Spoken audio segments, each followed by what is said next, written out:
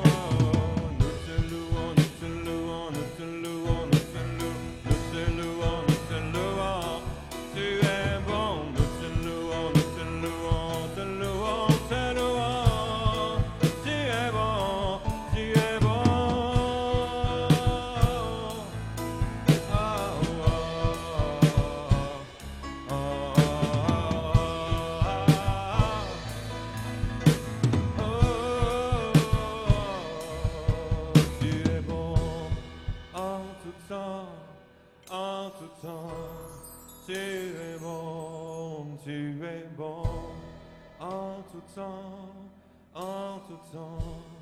Tu es bon, tu es bon. Tu es bon, Seigneur. Ta fidélité demeure. Tu ne changes pas.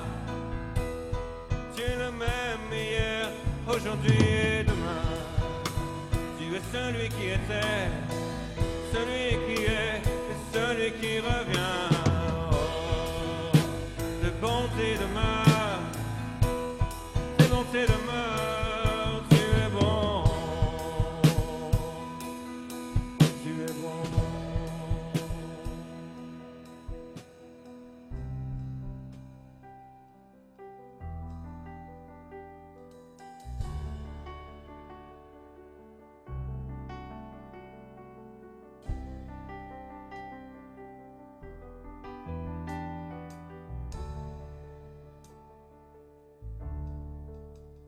Tu es vie et amour, tu brilles dans les ténèbres, tu restaures, rends espoir à tous les cœurs brisés. Tu es vie et amour, tu brilles dans les ténèbres, tu restaures, rends espoir à tous les cœurs brisés.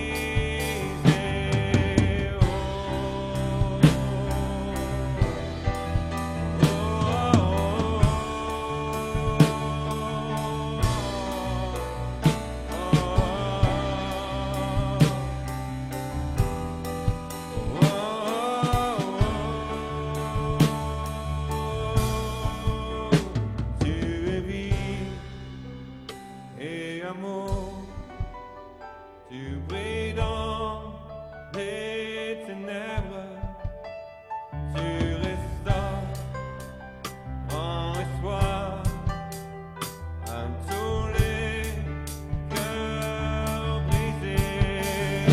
Tu es vie et amour, tu brilles dans les ténèbres, tu restaures, rends espoir à tous les cœurs brisés. Dieu, tu es grand.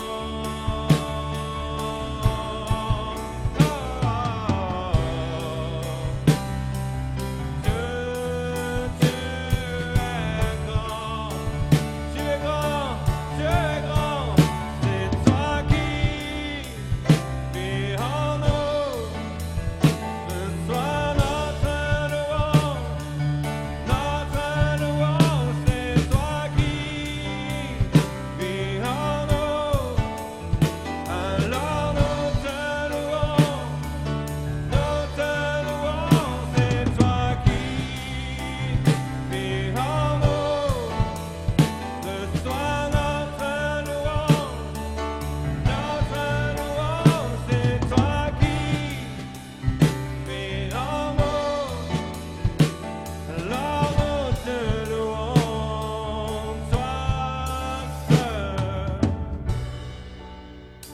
toi seul.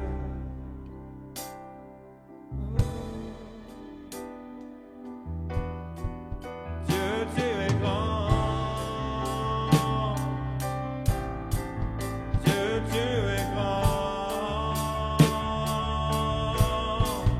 Dieu, tu es grand. Dieu, tu es grand.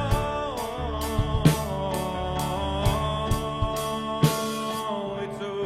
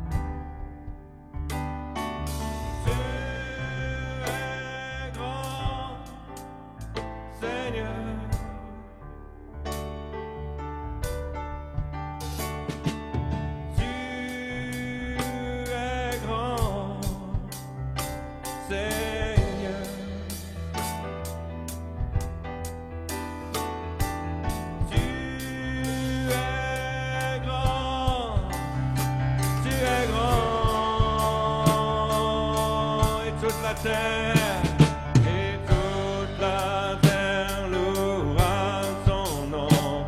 Nos cœurs s'écrient, tous chanteront, et toute la terre louera son nom. Nos cœurs s'écrient, tous chanteront. Dieu, tu es grand, tu es grand, tu es grand, Dieu. Tu es grand. C'est toi qui vis en nous. Oh, c'est toi qui vis en nous. C'est toi qui vis en nous.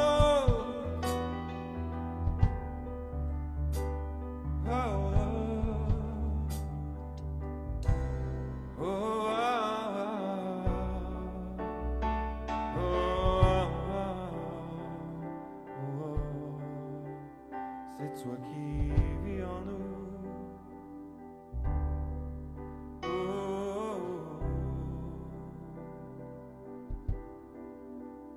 un roi si grand, un Dieu si saint, qui vient demeurer chez moi, qui vient habiter en moi. Oh, quelle grâce infinie, quel amour insondable, le Fils de Dieu qui donna sa vie pour moi. Oh, quel amour si insondable. Oh,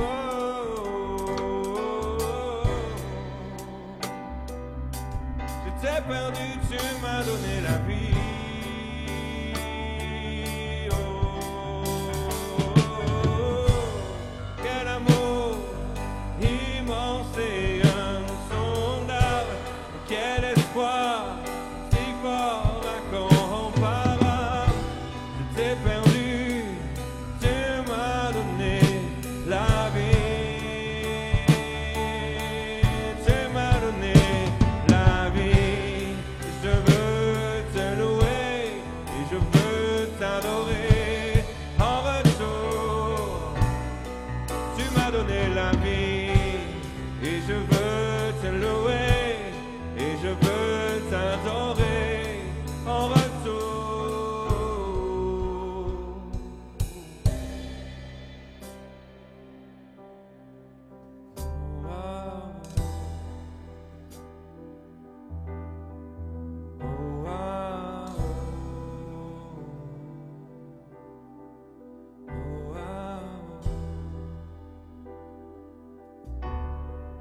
Oh, oh,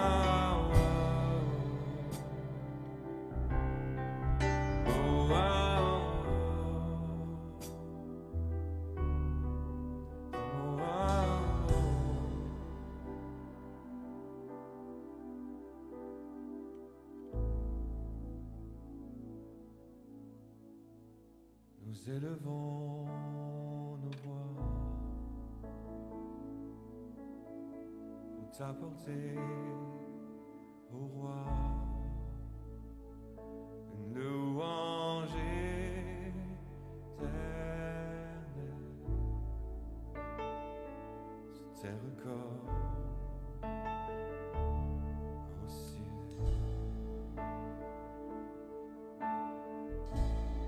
Tu nous ouvris tes bras en mourant sur le bois.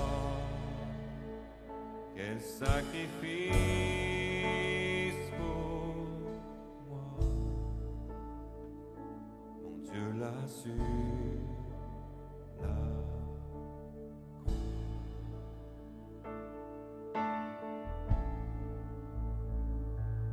sois couronné par l'adoration de 1000 générations.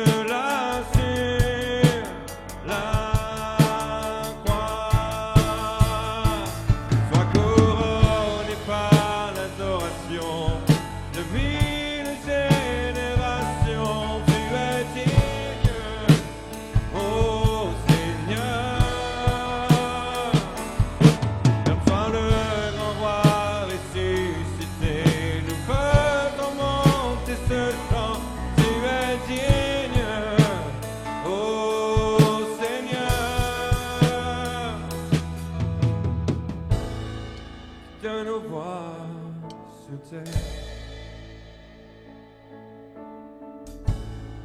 et pour l'éternité, un chant sans fin s'élève.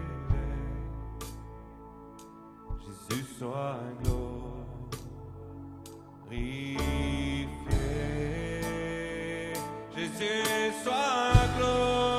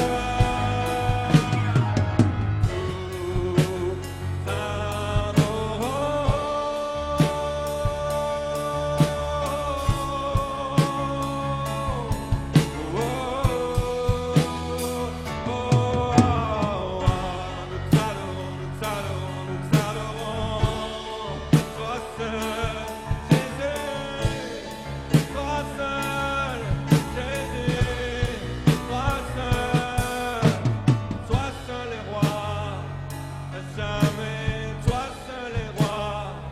À jamais, toi seul est roi. À jamais, Dieu l'éternité, Dieu l'éternité. Oh, oh, ah, oh, ah.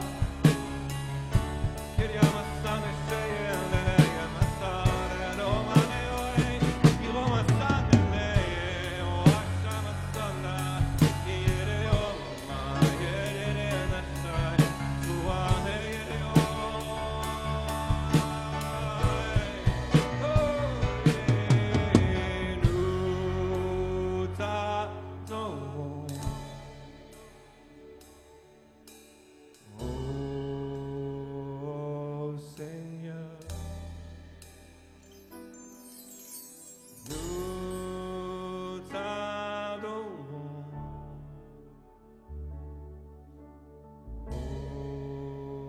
Oh Seigneur, nous t'adorons, nous t'adorons.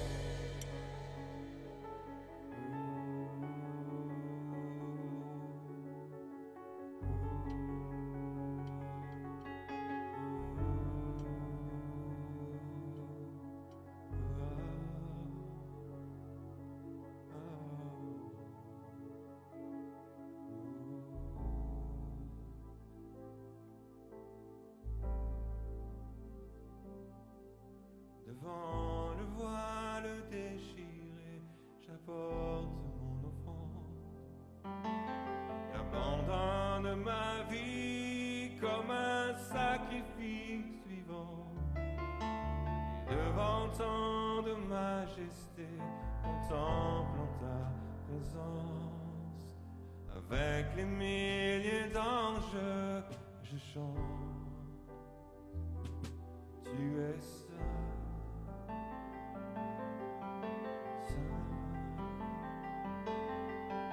Saint de Dieu puissant, assis sur le trône, tu es saint, saint, saint est le Dieu puissant.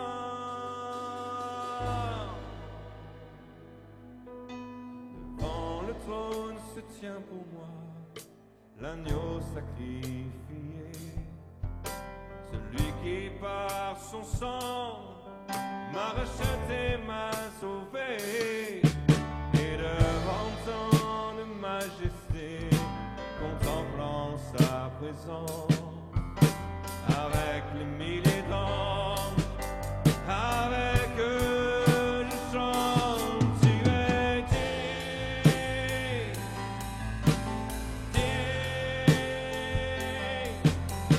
digne est l'agneau de Dieu de mille couronnes. Oh, tu es digne,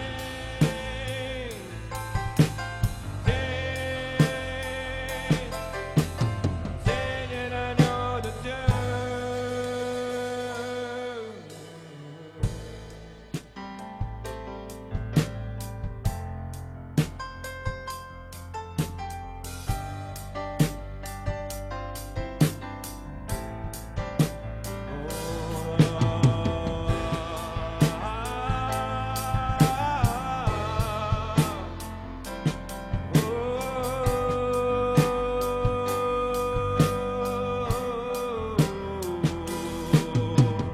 Jour et nuit tes jours, que l'encens s'élève. Jour et nuit tes jours. Jour et nuit tes jours, l'encens s'élève. Jour et nuit tes jours, l'agneau est adoré. À lui soit l'honneur, la gloire, la force, le règne, la puissance, au siècle des siècles. Au siècle des siècles, sur la mer de cristal, l'agneau est élevé. À lui force et pouvoir, à lui force et pouvoir sur la mer de cristal.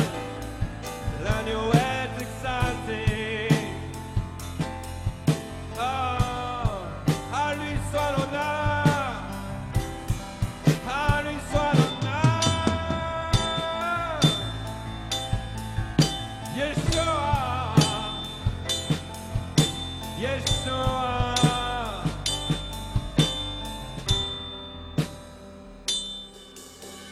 Car celui qui siège au ciel et à l'agneau immolé, louange et force reviennent, que toute gloire soit donnée, que la création se lève pour honorer notre Dieu, et que ses enfants célèbrent Jésus-Christ ressuscité.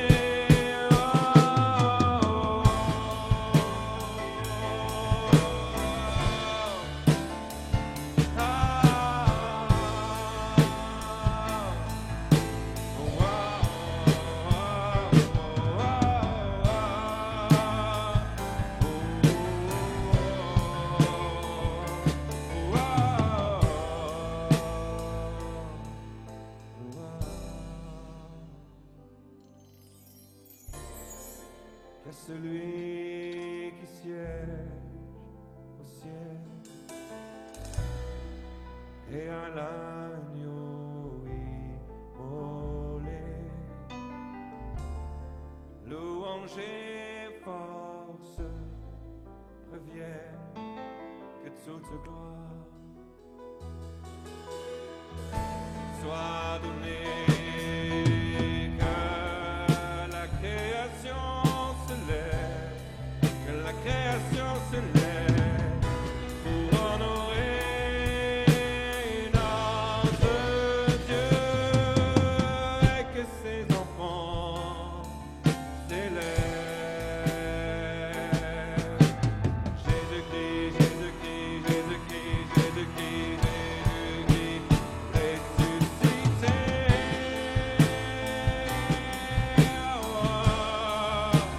Ressuscité.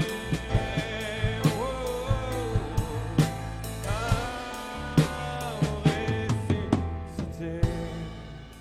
Il est vivant au siècle des siècles. Il régnera au siècle des siècles. L'agneau est dit au siècle des siècles. Il est vivant au siècle des siècles. Il régnera au siècle des siècles. L'agneau est dit.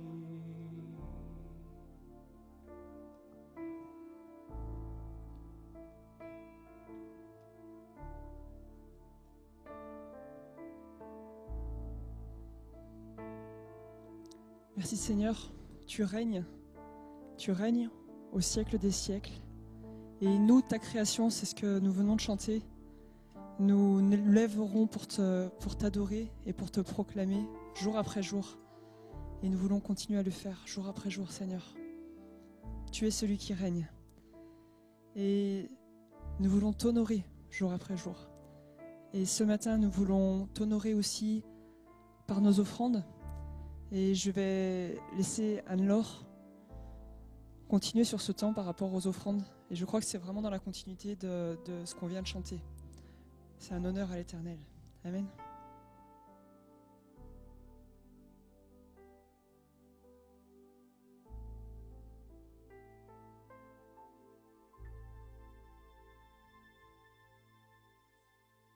Nous entrons dans ce temps d'offrande.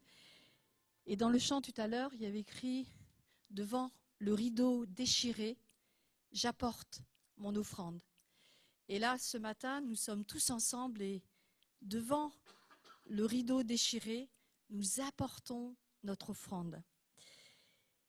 Pour ce temps de ce matin, j'ai repensé à la dédicace du temple de Salomon C'est David qui l'a introduit pour son fils, donc la génération suivante. Et aujourd'hui, on est plusieurs générations à être là, devant ce rideau déchiré. Et on apporte notre cœur, on apporte notre offrande volontaire. Et je vais lire dans le 1 Chronique 29, dans le Premier Testament.